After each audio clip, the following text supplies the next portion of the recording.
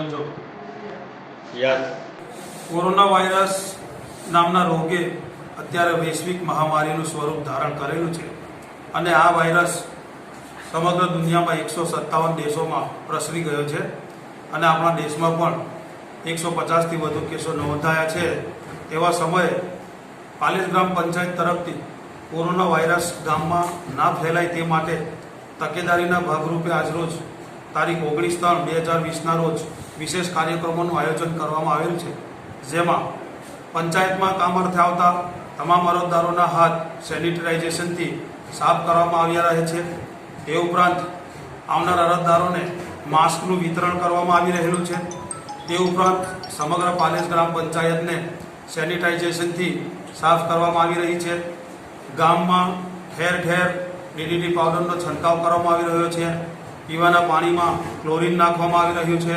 તે ઉપરાંત ફોગિંગ મશીનથી દવાઓનો છંટકાવ કરવામાં આવી રહ્યો છે અને પાલેજ ગામના લોકોમાં કોરોના વાયરસના તકેદારીના ભાગરૂપે પંચાયત તરફથી પત્રિકાઓનું વિતરણ કરી જરૂરી સૂચનાઓનું તથા સરકારશ્રી દ્વારા આપવામાં આવતી સૂચનાઓનું પાલન કરવા અનુરોધ કરવામાં આવી રહ્યો છે અને વૈશ્વિક મહામારી બની ચૂકેલા આ કોરોના વાયરસ ગામમાં ના પ્રસરે તેવી આશા અને તકેદારીના પગલાઓ પાલેજ ગ્રામ પંચાયત તરફથી ઉઠાવવામાં આવી રહ્યા છે। પાલેજ સામૂહિક આરોગ્ય કેન્દ્રમાં આ બાબતે પંચાયત દ્વારા કોઈ સતર્કતા આપવામાં આવી છે?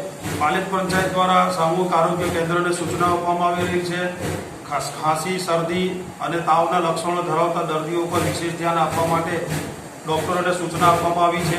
તે ઉપરાંત સામૂહિક આરોગ્ય કેન્દ્રની પણ સેનિટાઇઝેશનની સફાઈ કરવા, આજુબાજુનો કચરો તથા ગંદકી દૂર કરવા માટે પણ જરૂરી સૂચના આપવામાં આવી રહી છે અને પાલેજ ગ્રામ પંચાયત જિલ્લાના તથા વહીવટી તંત્રના ઉચ્ચ અધિકારીઓ સાથે આ બાબતે સતત સંપર્કમાં છે।